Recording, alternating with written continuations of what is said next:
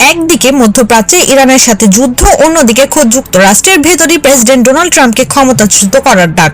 আমেরিকার অন্যতম শক্তিশালী এবং 117 বছরের প্রাচীন সংগঠন NAACP এবার সরাসরি ট্রাম্পকে পদচ্যুত করার দাবি তুলেছে। মার্কিন সংবিধানের 25তম সংশোধনী প্রয়োগ করে তাকে কেন এখনই সরানো দরকার তা নিয়ে ওয়াশিংটন এখন তোলপাড়। তবে এর পেছনে কি কেবল অভ্যন্তরীণ রাজনীতি, নাকি ইরানের সাথে চলমান সংঘাতও বড় কারণ? 1909 সালে প্রতিষ্ঠিত হওয়ার পর ইতিহাসে এই প্রথম কোন ক্ষমতাসীন প্রেসিডেন্টের বিরুদ্ধে এত কঠোর অবস্থান নিল NAACP।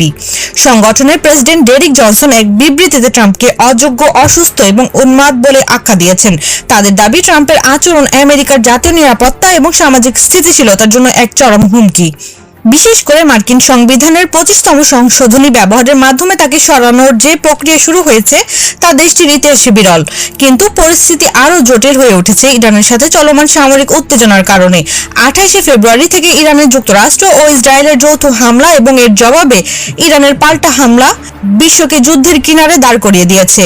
বিশ্লেষকরা মনে করছেন, ট্রাম্পের আগ্রাসী যুদ্ধনীতি এবং খামখেয়ালি সিদ্ধান্ত আমেরিকাকে এক ভয়াবহ পরিণতির দিকে নিয়ে যাচ্ছে। NAACP মনে করে, ট্রাম্পের ক্ষমতায় থাকা মানেই আমেরিকার গণতন্ত্র এবং বিশ্ব শান্তিকে ঝুঁকির মুখে ঠেলে দেয়া। ইরানের সামরিক স্থাপনা ও শিল্পাঞ্চলে হামলার পর যে উত্তপ্ত পরিস্থিতির সৃষ্টি হয়েছে তা সামাল দিতে ট্রাম্প সম্পূর্ণ ব্যর্থ বলে দাবি করছে এই সংগঠনটি। প্রশ্ন উঠছে, 117 বছরের ঐতিহ্য ভেঙে NAACP কেন এই চূড়ান্ত সিদ্ধান্ত নিল? একদিকে ইরানের সাথে সংঘাত, অন্যদিকে দেশের ভেতরে ট্রাম্পের মানসিক সুস্থতা নিয়ে প্রশ্ন। সব মিলে হোয়াইট হাউস এখন বিশাল চাপের মুখে। এই দাবি কি শেষ পর্যন্ত অভিশংসন বা 25তম সংশোধনের প্রয়োগ পর্যন্ত করাবে, নাকি ইরানের সাথে যুদ্ধবিরতির অজুহাতে ট্রাম্প নিজের ক্ষমতা আরও পাকাপোক্ত করবেন?